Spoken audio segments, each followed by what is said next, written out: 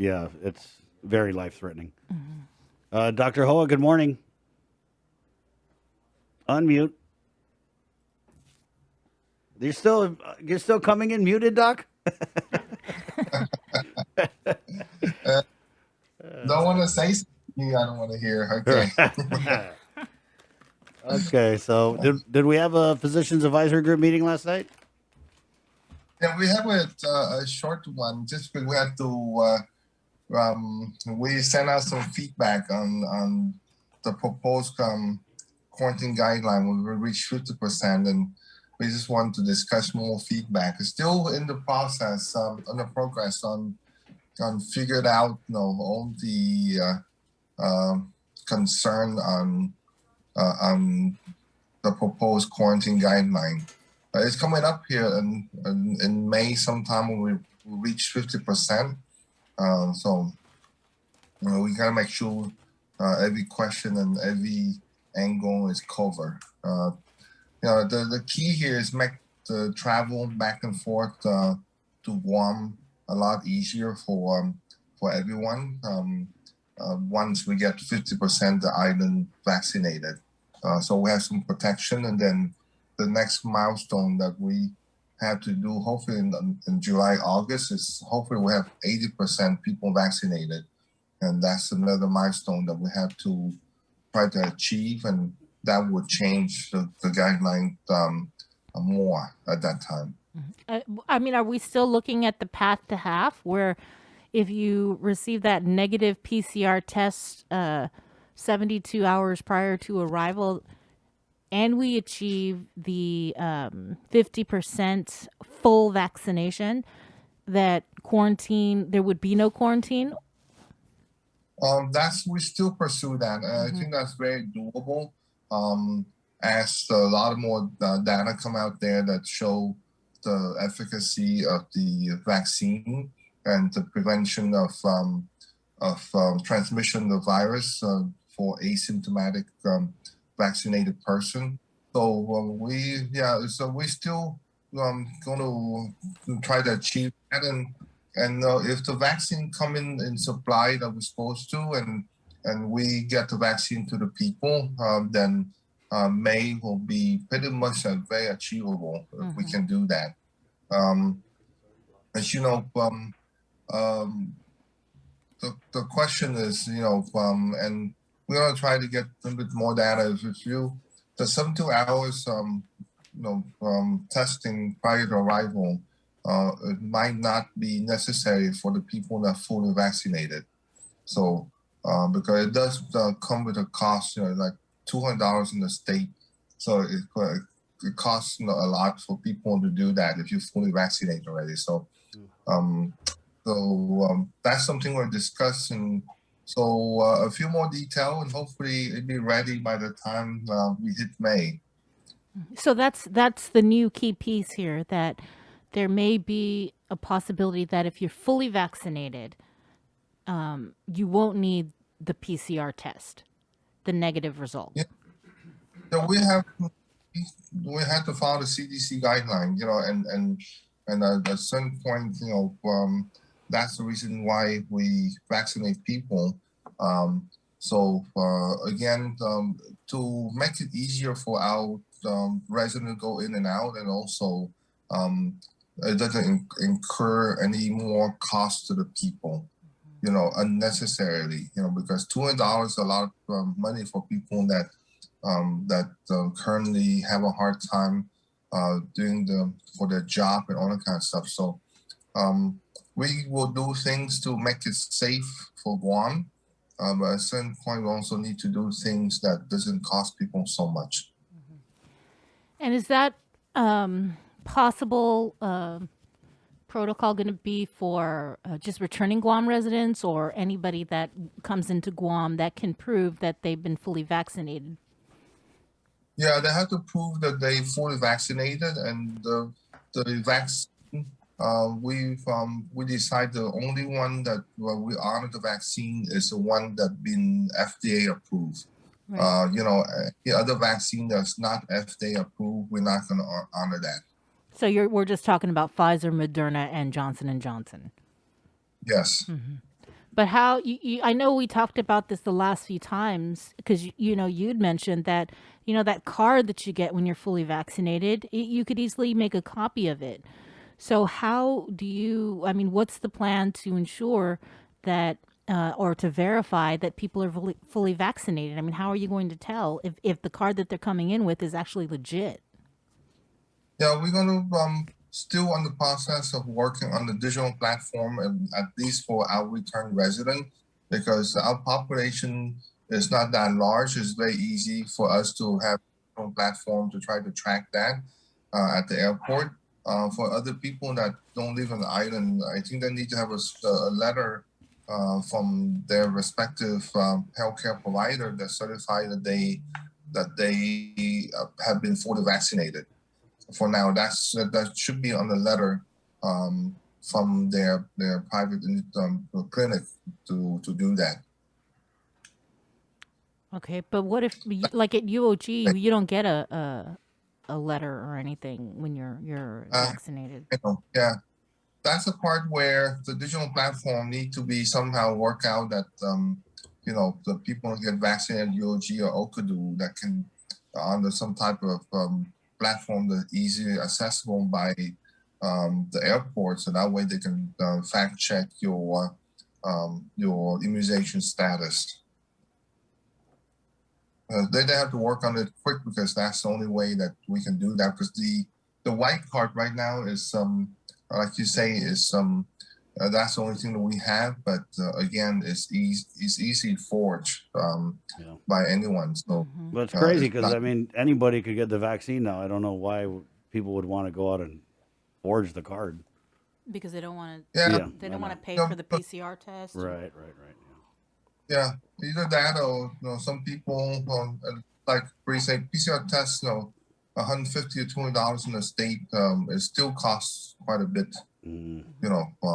As you can see, the people that travel to the state now, quite a few people have to do the PCR testing before they travel, and yeah, it costs anywhere from $150 to $200. It doesn't pay by the insurance, so that come out of your pocket.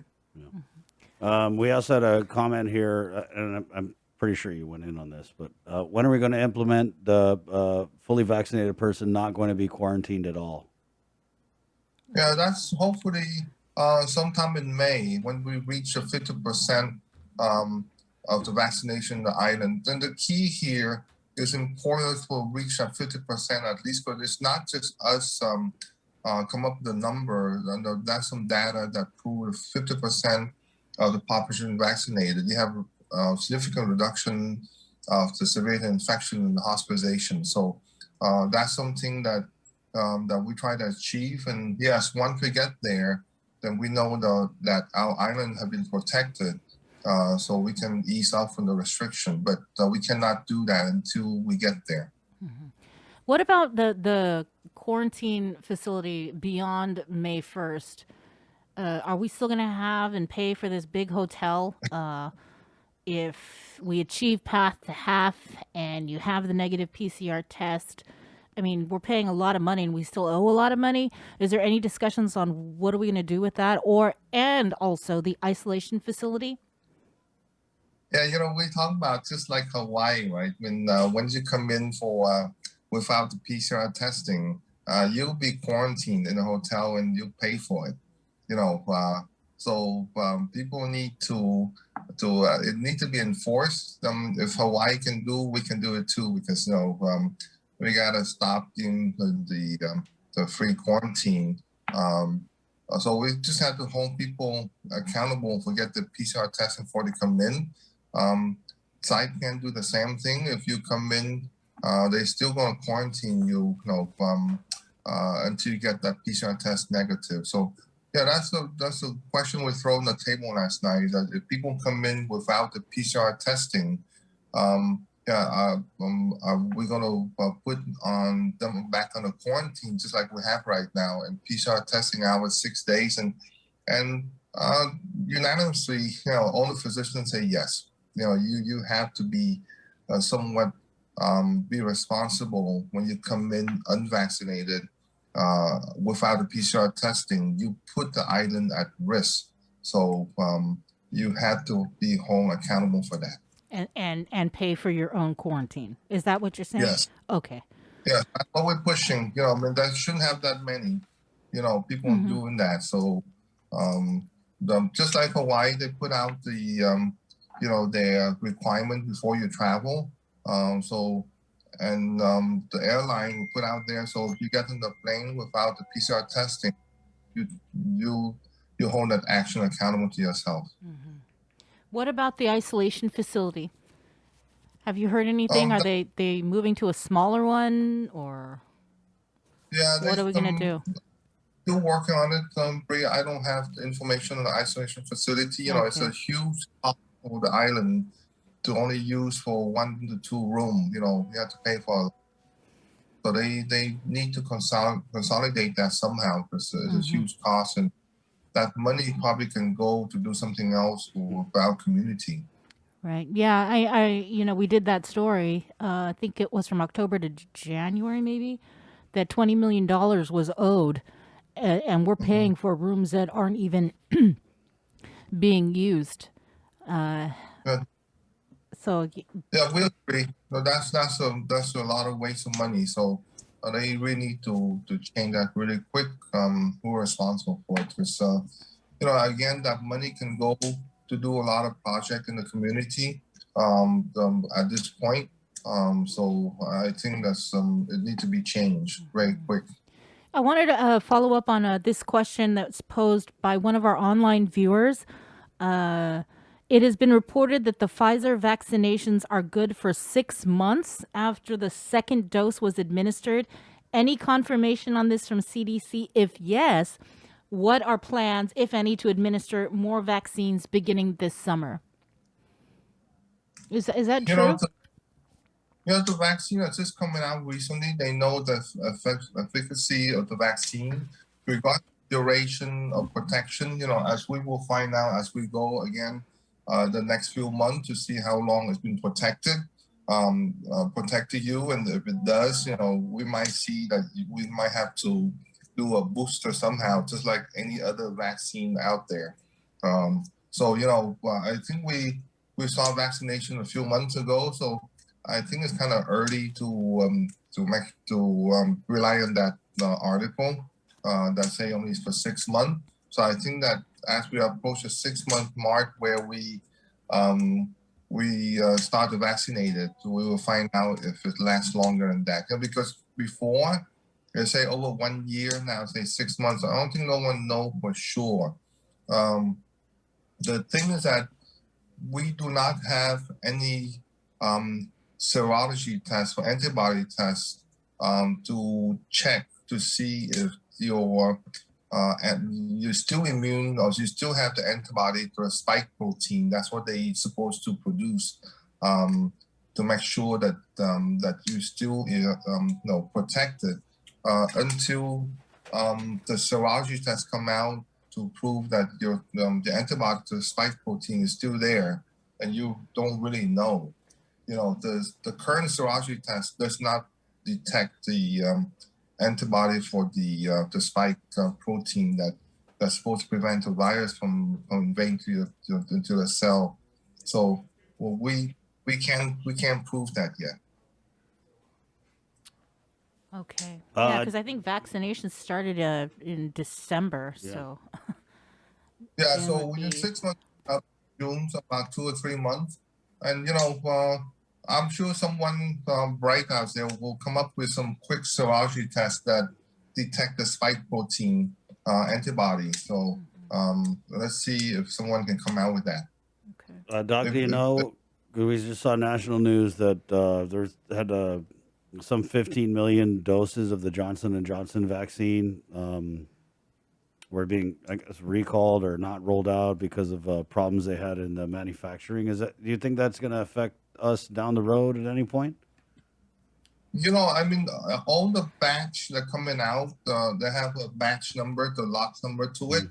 So they should know which lot number have been mailed out to which location, but they track it very well. The question is the batch that was sent to Guam and to any other places belong to those lots number or not? if I'm sure if it's in that lot number, it will be recalled, and we cannot use that batch. Right on. Anything in closing, Doc, as we head into the Easter weekend? We've doubled the social gathering limit from 25 to 50. Are we still telling people to be careful out here, or?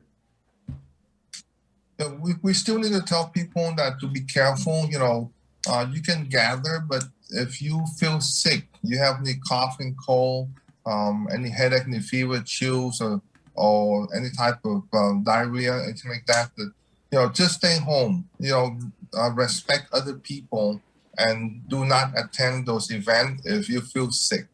And that's something that I think our island are doing very good. And people are very respectful to each other and doing that in the past few months. That's why we're doing very good. So we should continue to do the same thing. If you feel sick, just stay home and respect your family, respect your co-workers, respect your friends, and not attend those events if you feel sick. Because and get tested in the clinic or anywhere if you feel sick, and protect yourself, protect other people around you. So please still pay attention to your symptoms, and have a good Easter. Okay. Happy Easter, Doc. Happy Easter, Doc. Happy Easter, guys. Good fishing this weekend. Okay. Yeah, you keep talking about it, but we haven't been out on the boat yet. So. I give you a call. Okay. Thanks, Doc. Bye. See ya. Bye-bye. Okay. It's 8 o'clock. Viewers on KUAM TV, thank you for joining us on this Good Friday. Jake, we